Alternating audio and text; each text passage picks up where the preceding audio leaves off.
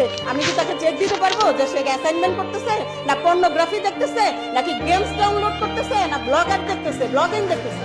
কেন ডিভাইস নিয়ে পর লেখাপড়া হবে? ডিভাইস থাকবে বাচ্চাদের থেকে দূরে।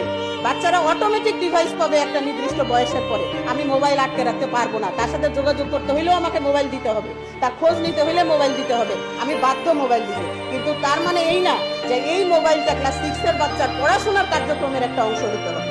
মোবাইল তো জরুরি জিনিস, মোবাইল তার করেসপন্ডেন্সের জন্য দরকার, কিন্তু মোবাইল দিয়ে কেন সে মোবাইলে সে কি অ্যাসাইনমেন্ট করে? No, never. কোনো বাচ্চা মোবাইল অ্যাসাইনমেন্ট করে না। 13 বছর, 12 বছর, 14 বছর, চার্মিং ইয়ার তার বয়সের একটা, আর এই সময়টাতে সে অনেক কিছু, তার কাছে রঙিন চশমা শুরু হচ্ছে কেবল। তো সময়ের সাথে সাথে বাচ্চাগুলো ডেভেলপ এমনিতেই হবে, তাদের ব্রেনগুলো এমনিতেই ডেভেলপ করে। তার জন্য আপনারা স্কুলে তথ্যীয় জ্ঞান রাখেন, আপনারা যেটা পাঠ্যসূচি সেটা রাখেন, আপনারা ইন্টারন্যাশনালি ইংলিশটাকে, আরো বাংলাদেশের ছেলেমেয়েরা এমনিতে ইংলিশে দুর্বল থাকে, তারা ইংলিশটাকে স্ট্রং করার চেষ্টা করেন।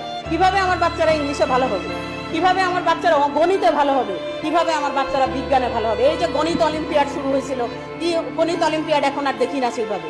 তারপরে বিজ্ঞান মেলা তৈরি করেন, আপনারা বিজ্ঞান মেলা করে বাচ্চাদেরকে প্রজেক্ট করান, এগুলো আমরাও স্কুল লাইফে করে আসছি। প্রজেক্ট করা সেটা তো আপনাদের কেউ না করে নাই, সেখানে আপনি শিক্ষণ পদ্ধতি অ্যাটেন্ড করেন, ম্যানেজ করেন, যে না আরো ল্যাব বাড়ান, স্কুলের অবকাঠামোগত উন্নয়ন করেন। বাংলাদেশের রেসিডেন্সিয়াল মডেল।